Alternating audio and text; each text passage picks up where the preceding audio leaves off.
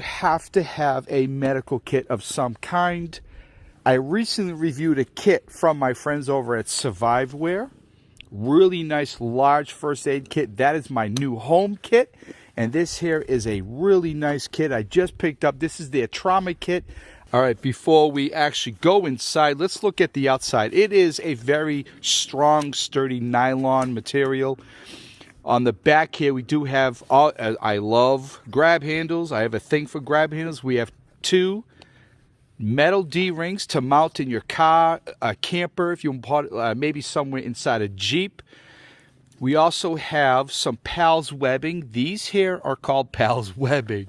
A lot of people get those mixed up. This is PALS webbing. And then we have Molly straps, which are buttoned on, sewn on the top, buttoned on at the bottom. So if you have a pack like I have, I actually have a water bottle holder on there now. But if you have a pack like the ones that I use, they're going to have the PALS loaded with stuff. Go check them out. Links in the box below, all right? Bye.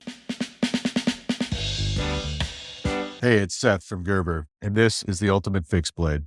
When you're braving the outdoors, it's about working smarter, not harder. That sentiment is reflected in the knowledge you possess, but also the gear you bring along. The Ultimate Fixed Blade is designed to meet your basic survival needs: food, shelter, and fire. This multi-purpose knife corrals multiple tools into one smart design. The full-tang blade has a partially serrated edge to handle a multitude of tasks and materials. Warmth isn't an issue, with a fire-striking edge that pairs with the included ferrocerium rod. Long-haul days call for comfort as well as function. A rubber overmold handle reduces hot spots, lashing holes keep the knife secure, and an emergency whistle could save the day. The sheath not only houses the knife safely, it also includes an integrated sharpener for on-the-go touch-ups. The ferrocerium rod snaps into the sheath until called into action. Take control of your reality in the wild. Like all Gerber products, the Ultimate Fixed Blade is backed by the Gerber Guarantee. Hey everybody, today I want to show you the Surviveware Fire Starter. So this is the box that it comes in. If you're going to give this as a gift to anybody, it's going to look good under that Christmas tree. But here's the meat of the product. You've got a 15.5-foot paracord handle. So if you're out on the trails, need some rope, this is going to be your go-to tool. The ferro rod itself is really thick. You're going to be able to use this for 12 to 15,000 times. So it's going to last really long. If you need an emergency, that's going to be more than enough, even if you need to practice a little. Then we've got our scraper. It's got a bit of a multi-tool going. It's a bottle opener. And over here, you've got a serrated edge that you're going to use to take off the magnesium and put it onto your tinder to help you get your fire started. At the top, you've got your flat edge, and that you're going to use to actually create the sparks. Then we've got a whistle, just the classic old whistle. It's quite easy to use. There's a lot of other fire starters on the market. They put the whistle at the top and it looks really nice and it's compact, but no one knows how to use it. And if you're in the wild and you need to attract someone's attention, you need to blow that whistle. But I'm going to take this out. I'm going to show you how I make a fire out of nothing. So yeah, let's head out. Over here, I've got some tinder that I'm going to use. It's just rye leaves. It's so hot outside, I can pick up anything and I know it's going to burn. I just walked past this. This is going to be really great to my fire. It's really dry and it's going to take a really nice feel. So I'm adding this to my pouch. I'm just getting a few twigs. If you're in the wild and you're working with wet steel, you're going to need to build a wood rack and have a fire underneath it so that the one fire is drying the rest of your wood for your next fire. So then that needs a bit more work, but all of this is really dry. I need a few big ones. You can see there, shame is just coming off from using this serrated edge. And you'll see if the ferro rod is black on the outside, but the magnesium is silver gray color. So when you take this, the outer side off.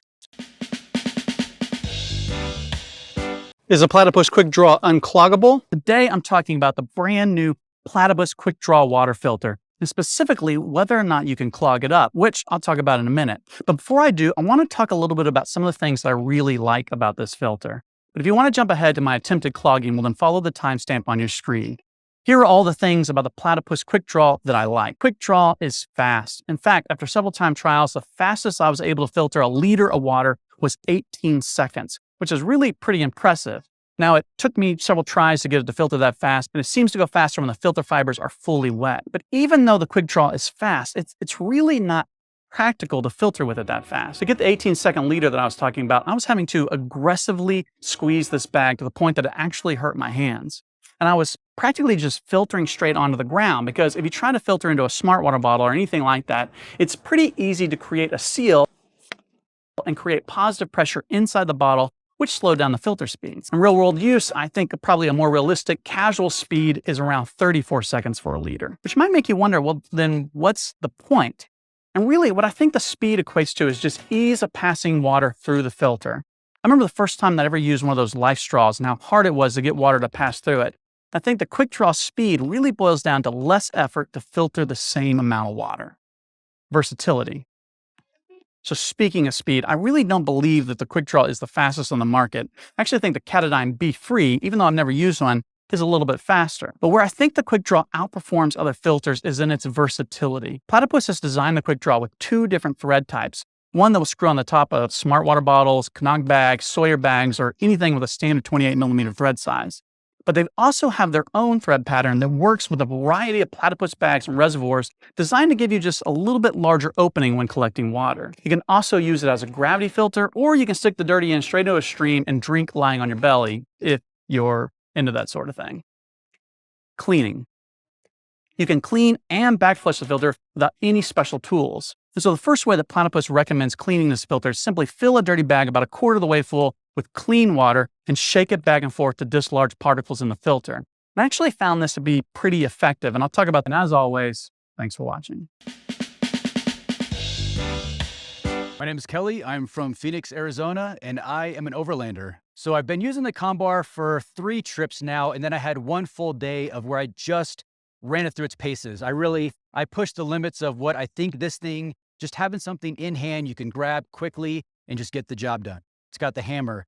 Digging a fire pit, it's got the spade here. Splitting firewood, it's got the axe. Making a fire, it's got the knife and the handle. Cutting down branches on the trail, it's got the saw and the handle.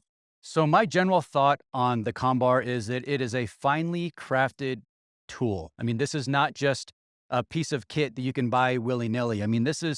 This is craftsmanship at its finest. Everything works great. The tolerances are very, very tight. You don't have slop when you're using it, and it feels good in hand. When you split firewood with it, it just works. You don't have to worry about, is the blade sharp enough? Am I gonna, cut my hand?